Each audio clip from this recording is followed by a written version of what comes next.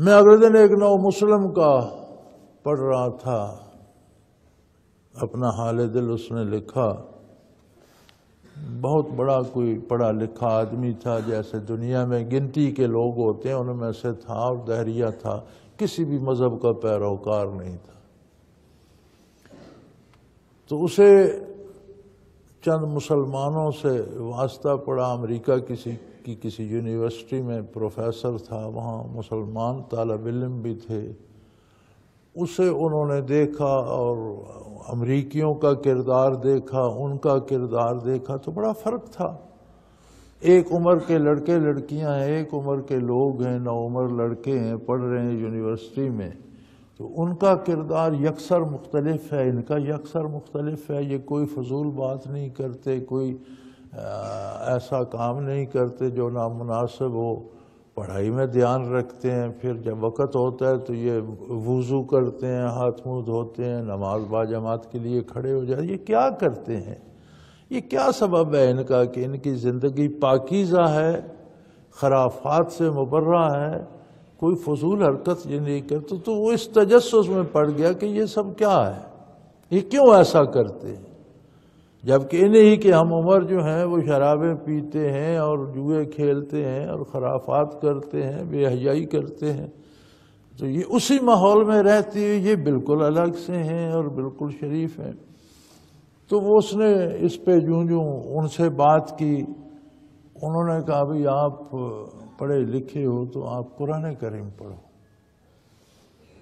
آپ خود پڑھو تو آپ کو سمجھ آئے کہ ہم کیا کہ اس نے پھر اپنا سارا لکھا ہے کہ میں نے قرآن پڑھنا شروع کیا تو مجھے سمجھ آئی کہ جو شبے جو وسوسے سے مجھے آتے ہیں اور ایک آیت میں پڑھتا ہوں اس پہ جو شبہات پیدا ہوتے ہیں، اگلی 2-3 آیتوں میں ان کا جواب آ جاتا ہے اور بڑا مزیدار جواب ہوتا ہے، سارا مسئلہ حل ہو جاتا ہے۔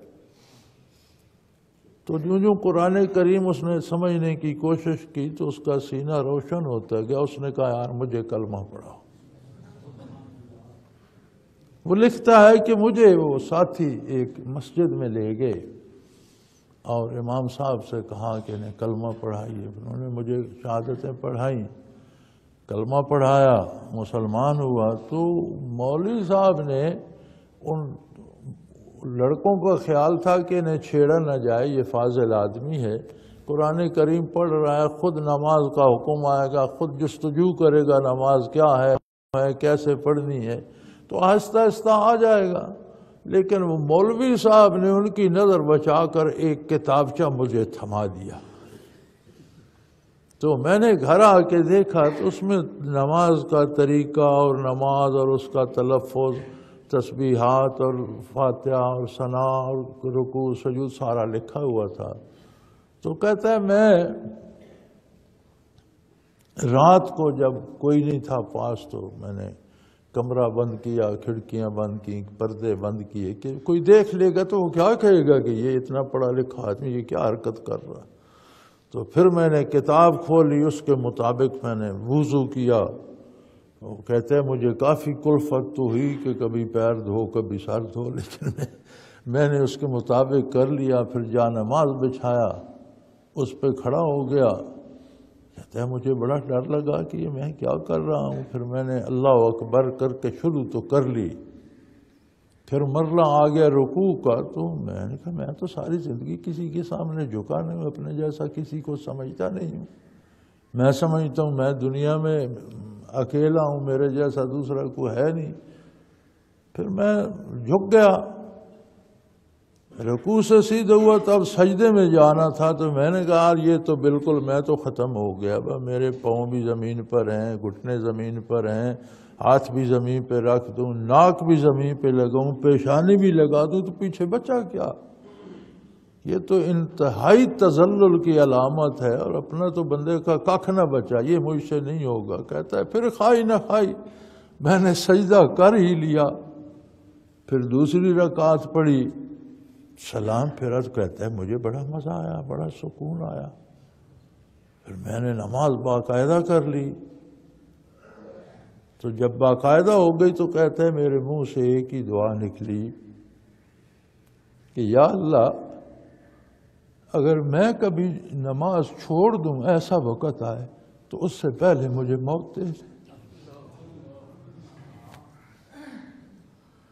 پھر وہی لکھتا ہے کہ بھئی قرآن تو اللہ کریم آپ سے بات کرتا ہے، بات کرنا چاہتا ہے، تو آپ اس بات کو سمجھتے نہیں، ایک فر کر کے گزر جاتے ہیں۔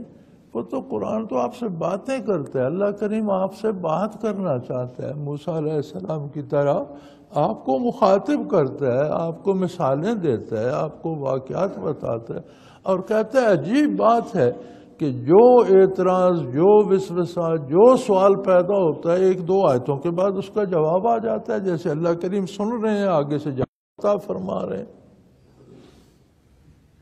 تو یوں اس نے قرآن پڑھنے کا طریقہ بھی ڈسکرائب کیا، وہ بھی واضح کیا کہ اس طرح پڑھنا چاہیے یار جی، نرا ثواب ہی نہیں ہے، اس میں تو لذت بڑی ہے، اور لذت ہم کلامی ہے کہ اللہ سے آپ بات کر رہے ہیں۔ ہمیں اللہ کریم ہمیں معاف فرمائے، ہم جہاں کوئی اچھی آیت آتی ہے کہتے ہیں یہ صحابہ کے لیے ہے، یہ اولیاء اللہ کے لیے ہے، یہ اللہ کے نیک بندوں کے لیے ہے۔ جہاں کوئی عذاب کی بات آتی ہے ہم کہتے ہیں یہ کافروں کے لیے۔ تو ہمارے لیے کیا ہے اس میں؟ ہم کیوں پڑھ رہے ہیں؟ بندہ اپنے آپ کو الگ کر کے پڑھتا ہے۔ فرمایا نہیں، یہ تو ہر ایک بندے کے لیے ذاتی طور پر ہے، آپ اسے پڑھیں اور اس کا ترجمہ پڑھیں اور سمجھنے کی کوشش کریں تو پتہ چلے گا یہ آپ سے بات کر رہا ہے۔